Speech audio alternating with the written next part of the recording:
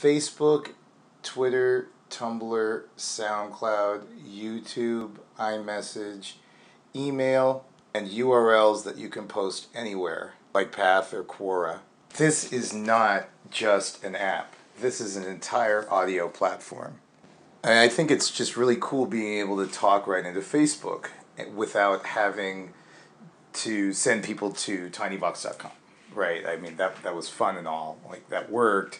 But for some reason, that doesn't quite hit the spot like posting through YouTube into Facebook, which just makes sense on a mental model kind of way. And you can see by the way I'm talking that there's no way I would possibly be able to type like this or to get this vibe of energy and electricity and passion across to you.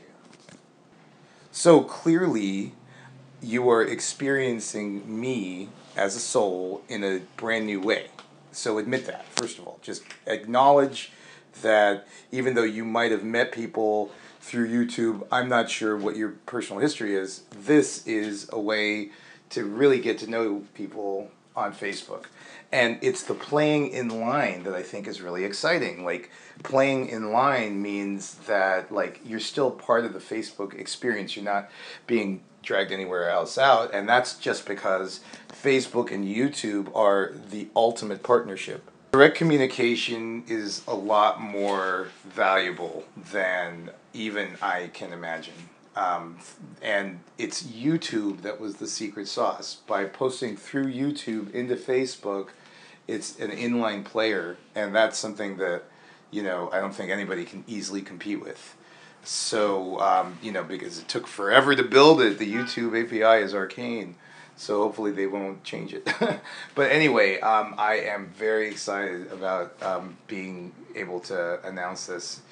Once again, there's a little false start. Like, if you download the app right now, the YouTube doesn't quite work because it doesn't let you log in. But I'm just bubbling with excitement because I just discovered that it plays right through in Facebook like this. Now, once again, I guess it's kind of intermittent, so your mileage may vary, because I myself have had issues. I don't know, I could maybe use anybody who's listening. What's your advice? All right, so there are things, I'm just a dude, I have no funding whatsoever, right? I'm running on fumes, and basically, if something happens, like the app crashes, I have had the app crash, okay? I mean, I got to fix it. I've got a bug report I'm going to hand over to my developer.